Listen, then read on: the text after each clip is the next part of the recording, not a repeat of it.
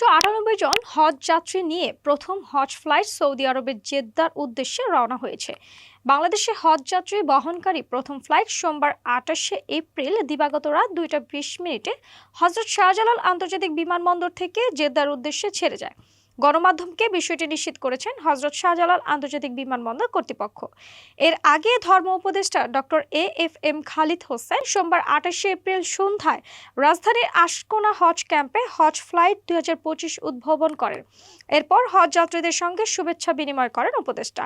তিনি হজ যাত্রীদের সৌদি আরবের আইন কানুন মেনে চলতে অনুরোধ করেন এবং দেশের ভাবমূর্তি যেন ক্ষুণ্ণ না হয় এমন কাজ থেকে বিরত থাকার অনুরোধ জানান। প্রথম দিনে মোট 10টি ফ্লাইটে ৪,১৮০ জন হজযাত্রী সৌদি যাবেন। এর মধ্যে 8টি ফ্লাইট সৌদি আরবের জেদ্দায় কিং আব্দুল আজিজ আন্তর্জাতিক বিমানবন্দরে এবং 2টি ফ্লাইট মদিনায় প্রিন্স মোহাম্মদ বিন আব্দুল আজিজ আন্তর্জাতিক বিমানবন্দরে অবতরণ করবে।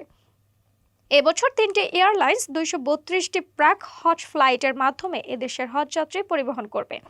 বাংলাদেশ বিমান 118টি প্রাক হজ ফ্লাইটে 44,307 জন, সাউদিয়া 80টি ফ্লাইটে 32,740 জন ও ফ্লাইনাস 34টি ফ্লাইটে 13,065 জন হজযাত্রী পরিবহন করবে। আগামী 31শে মে প্রাক হজ ফ্লাইট শেষ হবে। হজের আনুষ্ঠানিকতা শেষে 10ই জুন ফিরতি ফ্লাইট শুরু হবে। আর চাঁদ দেখা সাপেক্ষে 5ই জুন হজ অনুষ্ঠিত হবে। এছাড়া এবছর বাংলাদেশ থেকে মোট 87,100 জন হজযাত্রী হজ পালনের জন্য সৌদি আরব যাবেন। এর মধ্যে 5,200 জন সরকারি মাধ্যমে এবং বেসরকারি মাধ্যমে 81,900 জন।